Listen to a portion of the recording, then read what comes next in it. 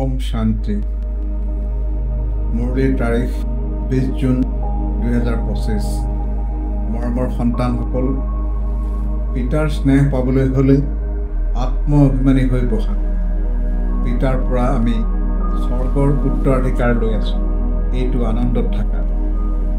প্ৰশ্ন: সংগম যুগত তোমালোকে ব্ৰাহ্মণৰ পৰা ফৰিষ্টা হ'বৰ কাৰণে কোনটো গুপ্ত পৰিশ্ৰম কৰা? উত্তৰ: তোমালোক ব্ৰাহ্মণসকলে পবিত্ৰ হোৱাৰ এই গুপ্ত পৰিশ্ৰম কৰিবলগীয়া হয়। তোমালোক ব্ৰহ্মাৰ সন্তান, সংগমত ভাই ভনী হোৱা। ভাই ভনীৰ কুদৃষ্টি থাকিব। স্ত্ৰী পুৰুষ একেলগে থাকি দুয়োৱে নিজক বিকে বুলি বুজে। এইটো স্মৃতিৰে যেতিয়া সম্পূৰ্ণ পবিত্ৰ হবা, তেতিয়া ফৰিষ্টা হ'ব পাৰিবা। ধাৰণাৰ বাবে মুখ্য সাৰ: 1.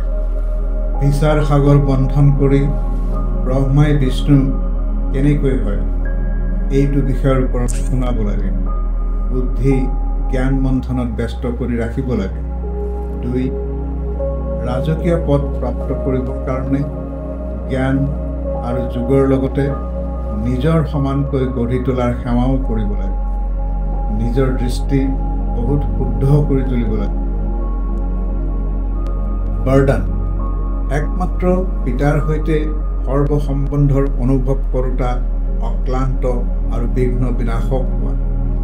যিসকল সন্তানৰ সৰ্বসম্বন্ধ একমাত্ৰ পিতাৰ সৈতে আছে, তেওঁলোকৰ অন্য সকলো সম্বন্ধ নিমিত্ত মাত্ৰ অনুভৱ হ'ব।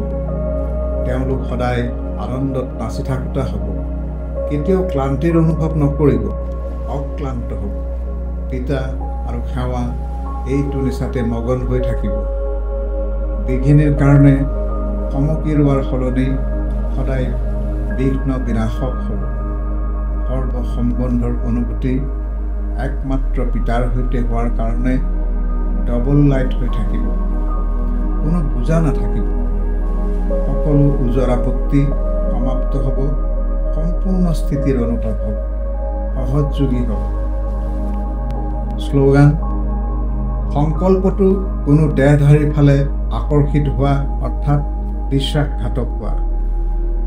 ওম শান্তি। অব্যক্ত সংকেত: আত্মিক স্থিতিত থকাৰ অভ্যাস কৰা, অন্তৰ্মুখী হোৱা।